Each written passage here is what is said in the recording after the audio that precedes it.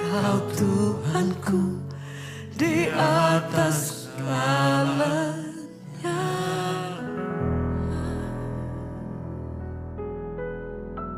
Terima kasih Tuhan, Engkau yang kami tinggikan dalam hidup kami, Engkau yang kami hormati dalam hidup kami Tuhan. Ajar kami hidup takut akan Tuhan, supaya kami dapat menikmati segala janji-janji Tuhan dalam hidup kami.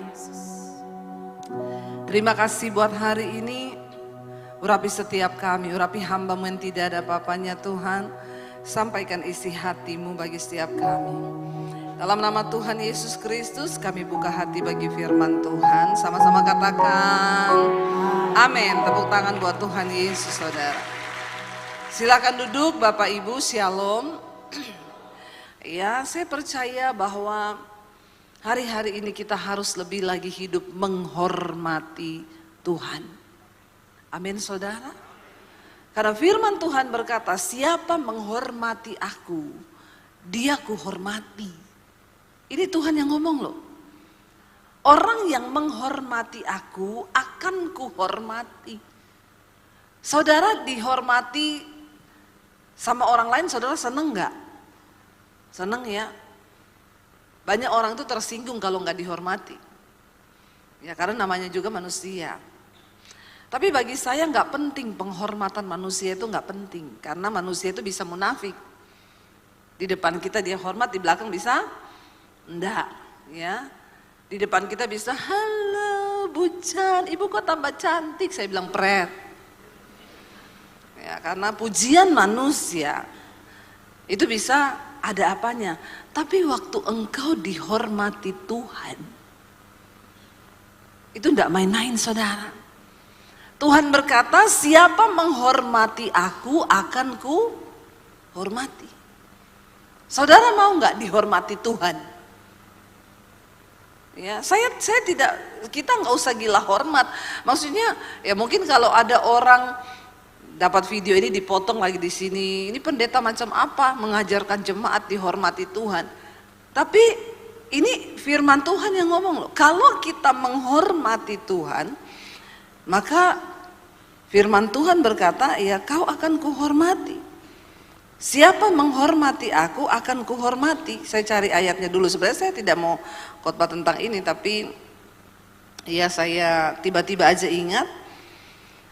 Ya dan Tuhan berkata saudara, ya di 1 Samuel pasal 2 ayat 30. Sebab itu demikianlah firman Tuhan Allah Israel. Sesungguhnya aku telah berjanji keluargamu dan kaummu akan hidup di hadapanku selamanya. Tetapi sekarang demikianlah firman Tuhan, jauhlah hal itu daripadaku. Sebab apa? Baca bersama. Sebab siapa yang menghormati aku akan kuhormati. Tetapi siapa yang menghina aku akan dipandang rendah. Ayat ini disampaikan firman Tuhan ya.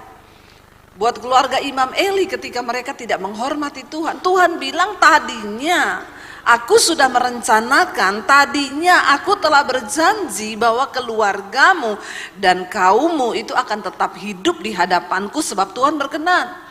Tapi karena mereka tidak menghormati Tuhan, ya janji Tuhan tuh bisa batal. Bukan dari Tuhan yang membatalkannya. Tapi memang ada orang yang tidak layak untuk menerima janji Tuhan itu. Kenapa? Karena mereka tidak menghormati Tuhan. Tapi ayat ini berkata, siapa menghormati aku, ya tolong tayangkan lagi ayatnya. Sebab siapa yang menghormati aku akan kuhormati, tetapi siapa yang menghina aku akan dipandang rendah. Nggak usah mencari penghormatan dari manusia saudara.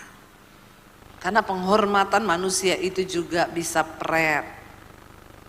Tapi kalau kita dapat penghormatan dari Tuhan, itu wow dan luar biasa loh. Saya nggak pernah mau peduli orang mau ngomongin saya apa, orang mau memandang saya seperti apa, orang juga mau menilai saya seperti apa. Karena penilaian orang tuh sudah pasti 99% salah.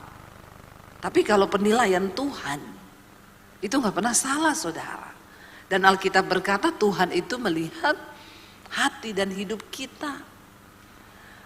Dan kita mau sama-sama hari ini bagaimana kita bisa mengalami tuaian besar, tuaian terbaik dalam hidup kita. Maka ya kita harus hidup menghormati Tuhan. Bagaimana caranya hidup menghormati Tuhan? Takut akan Tuhan.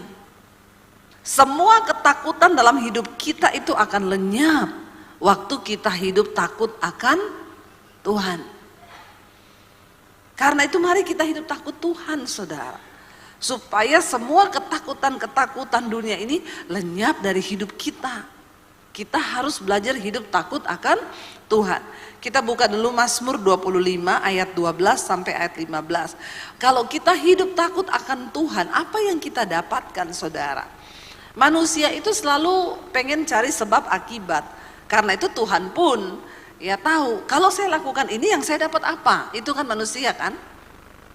Ada sebab, ada akibat. Mazmur 25 ayat 12 mulai. Baca bersama saudara, firman Tuhan berkata apa? Siapakah orang yang takut akan Tuhan? Kepadanya Tuhan menunjukkan jalan yang harus dipilihnya. Orang itu sendiri akan menetap dalam kebahagiaan dan anak cucunya akan mewarisi bumi. Tuhan apa? Dengan orang yang takut akan Dia dan perjanjiannya diberitahukan kepada mereka. Saudara, ini adalah satu keadaan yang benar-benar luar biasa. Waktu kita hidup takut akan Tuhan, ayat 12 tadi berkata begini, saudara. Siapakah orang yang takut akan Tuhan? Maka apa yang kita terima waktu kita hidup takut akan Tuhan? Yang pertama dikatakan apa di sana? Kepadanya Tuhan menunjukkan jalan yang harus dipilihnya. Bukankah ini semua yang kita butuhkan di dunia ini, saudara? Ada begitu banyak jalan di depan kita, ada begitu banyak pilihan di depan kita, tapi kita harus memilih yang terbaik, yang itu juga adalah pilihan Tuhan bagi hidup kita. Anak muda yang mau pilih jodoh di luar banyak, tapi cuma satu yang terbaik. Bapak-bapak yang mau pilih bisnis, ada begitu banyak keputusan yang harus engkau ambil. Jangan bikin jalan baru, amin. Karena Tuhan sudah punya jalan buat saudara dan saya. Kalau kita bikin jalan baru, belum tentu jalan itu benar. Nah, ayat ini dengan jelas berkata, siapakah orang yang takut akan Tuhan? Kepadanya Tuhan menunjukkan jalan yang harus dipilihnya, supaya kau tidak kebanyakan salah pilih jalan. Amin, saudara. Ya, pilih bisnis salah, akhirnya ya rugi. Waktu rugi salahin Tuhan. Padahal hidup nggak takut Tuhan, hidup nggak hormati Tuhan, hidup nggak tanya Tuhan, hidup nggak buka jalan, hidup nggak minta Tuhan buka jalan. Tanya Tuhan. Semua itu tanya Tuhan. Kalau kau bertanya, maka Tuhan akan menjawab. Lalu dikatakan begini. Yang pertama yang akan kita dapatkan waktu kita hidup takut akan Tuhan, Tuhan tunjukkan jalan. Lalu dikatakan di sana, yang kedua apa yang kita dapat waktu kita hidup takut Tuhan? Orang itu sendiri akan apa?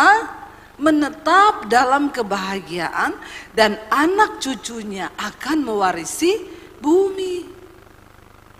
Ya, ini janji Tuhan loh, saudara. Kalau kau hidup takut Tuhan, kau akan menetap dalam kebahagiaan. Kebahagiaan bukan hanya bicara tentang keadaan yang enak. Alkitab berjanji waktu kau hidup takut Tuhan, engkau akan menetap dalam kebahagiaan. Ingat, bahagia bukan soal kaya. Karena banyak orang kaya tidak bahagia. Banyak orang kaya bunuh diri, banyak. Bahagia itu bicara tentang sikap hati. Waktu engkau mampu mensyukuri keadaanmu, itu bahagia. Saya pernah lewati waktu saya diusir dari rumah, saya nggak punya uang. Saya di kos-kosan cuci baju anak kos, abis ini nggak ada makanan. Saya bahagia, saya masuk di kamar, saya berdoa, saya menangis, Tuhan terima kasih. Kalau kau izinkan aku harus mengalami ini, terima kasih Tuhan. Apakah saya bahagia? Bahagia. Karena saya mampu bersyukur dalam keadaan kekurangan, kelaparan, dalam penindasan. Saya bahagia. Karena saya bersyukur. Orang yang gak bahagia itu yang gak mampu bersyukur sekalipun kaya. Tapi kalau nggak pernah bersyukur, marah-marah tiap hari, kau nggak bahagia kau karena kau tidak takut akan Tuhan. Ayo punya takut Tuhan, saudara. Ya, dan Tuhan berjanji, maka Dia akan menetap dalam kebahagiaan, anak cucunya akan mewarisi bumi. Artinya tidak akan berkekurangan waktu kau hidup takut Tuhan. Tapi takut Tuhan itu harus diuji. Nggak bisa kita bilang, aku hari ini takut Tuhan, nanti di gereja ini takut Tuhan semua nih. Lagi otaknya klik ini sama firman, jadi iya, nanti keluar dari pintu gereja, mungkin 1 jam berikutnya masih takut Tuhan. Nggak tahu besok kalau udah mulai Senin, udah kembali ke aktivitas, banyak setan. Ya, lalu mulai masuk dalam pencobaan. Iya nih, saya nih takut Tuhan apa kagak ya, takut Tuhan apa kagak, Tuhan juga nggak lihat toh. Akhirnya kita mulai lagi berbuat sesuatu yang tidak menyakiti hati Tuhan. Yang kita akan dapatkan berikut kalau kita takut Tuhan, baca, Tuhan apa? Bergaul karib dengan orang yang takut akan Dia. Dan perjanjiannya diberitahukan kepada mereka. Wow enggak saudara? Wow lo ayat ini. Kalau kita takut Tuhan, Tuhan tuh jadi sahabat karibnya kita. Saya ini di hidup ini tidak punya sahabat karib. Saya punya banyak teman di sekeliling saya. Tapi sahabat karib tidak ada. Saya baru menyadari ternyata sahabat karib saya itu yang nomor 1 Tuhan. Lebih dari suami malah. Ya, nomor 2 tuh suami.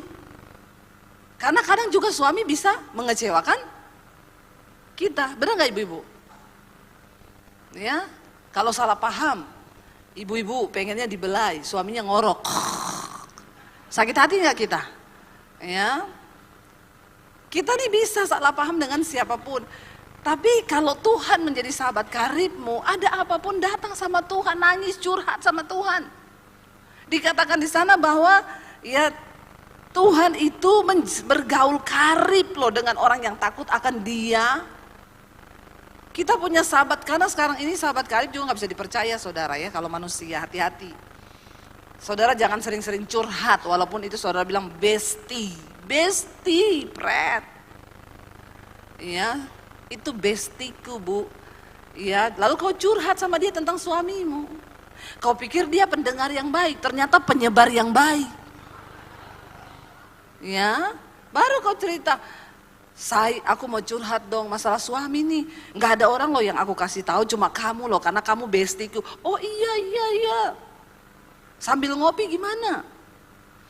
Iya, ya udah kita ketemu di kopi ini ya, soalnya panjang. Ini lagi siap-siap. Bestinya ini udah WA temen yang lain. Si ini mau curhat loh sama gua tentang suaminya. Tentang apa? Belum.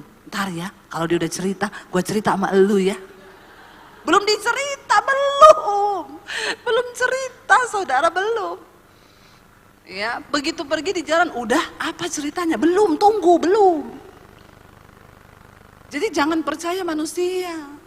Karena manusia itu pasti mengecewakan. Siapapun, mau saudara, mau teman, siapapun. Jadikan Tuhan sebagai satu-satunya tempat engkau percaya dan bersandar. Curhat sama Tuhan saja, amin.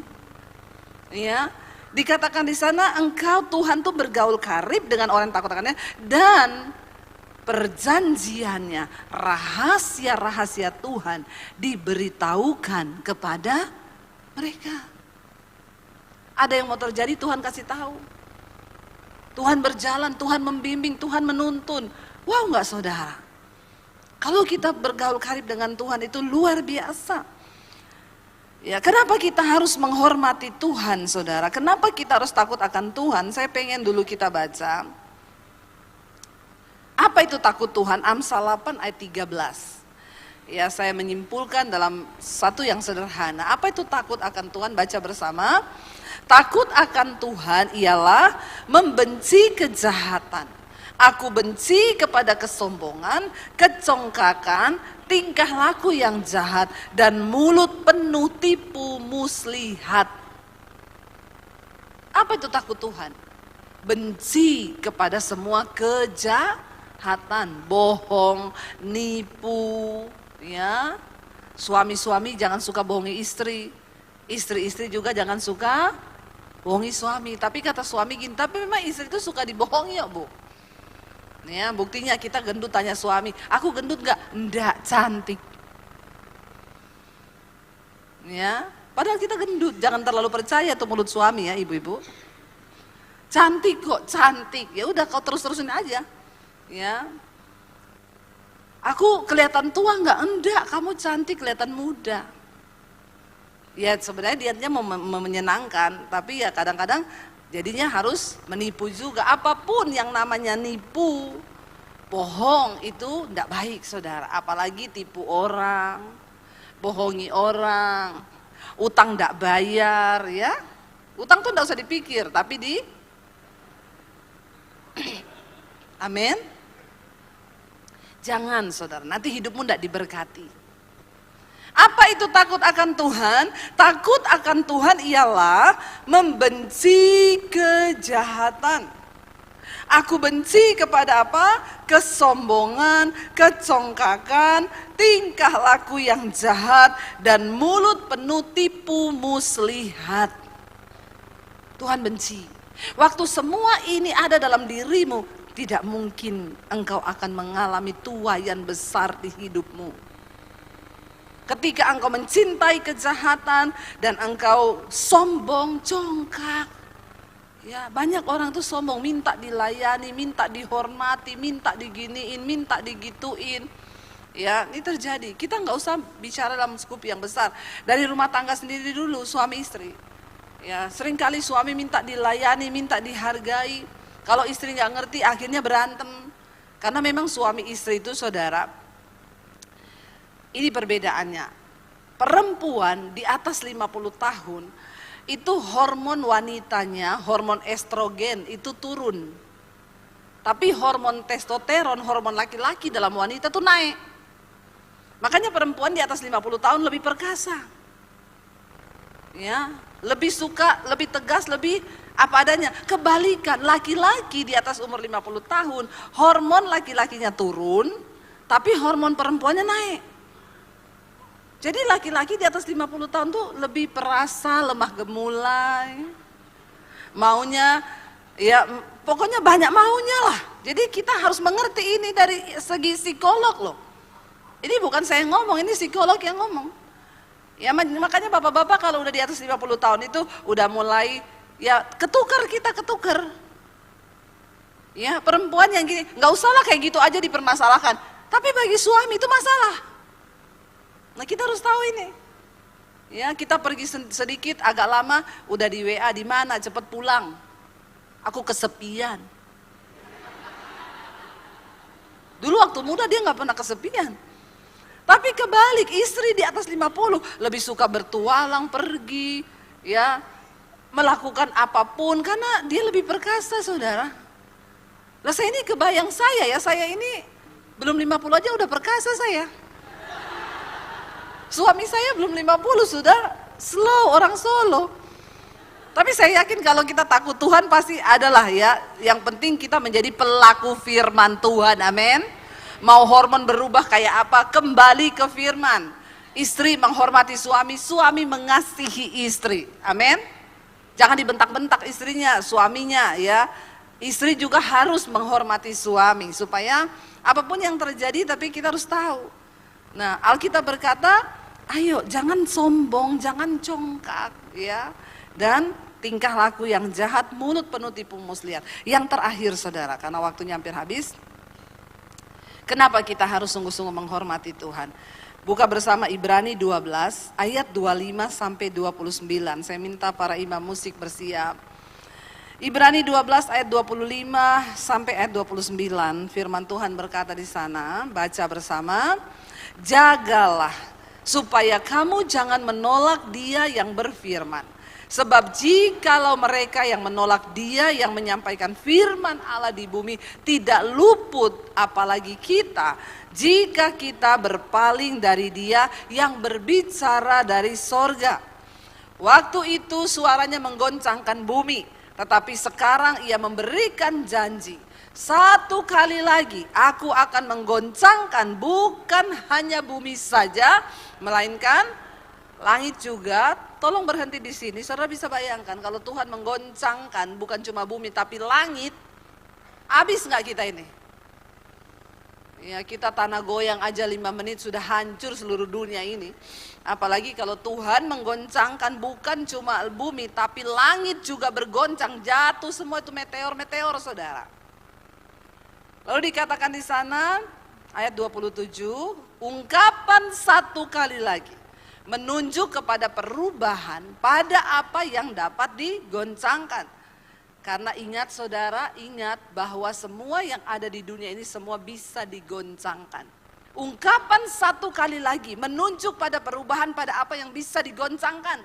Rumahmu hari ini bisa digoncang, bisnismu bisa digoncang, kesehatanmu bisa digoncang. Apa yang tidak bisa digoncang? Semua bisa digoncang. Karena Ia dijadikan supaya tinggal tetap satu yang tidak tergoncangkan. Lalu ayat 28 berkata, jadi karena kita menerima kerajaan yang tidak tergoncangkan, marilah kita mengucap syukur dan beribadah kepada Allah menurut cara yang berkenan kepadanya dengan hormat dan takut. Ayat 29, sebab Allah kita adalah api yang menghanguskan. Hati-hati Bapak Ibu. Kita diberi kasih karunia untuk kita boleh diterima menjadi anak Tuhan. Tapi setelah engkau menerima kasih karunia itu, beribadahlah kepada Tuhan dengan hormat dan takut. Sebab Allah kita itu api yang menghanguskan. Semua yang kita hidupi hari ini bisa tergoncang. Tapi Tuhan beri kepada kita satu kerajaan yang tidak tergoncang, yang ada di sorga. Yang nanti kita semua akan masuk ke sana dan menikmati Tuhan. Bangkit berdiri saudara. Ku kagum hormat akan Engkau Tuhan dalam hidup kami. Kami mau belajar menghormati Tuhan. Katakan dengan iman di hadapan Tuhan. Ku kagum hormat akan Engkau.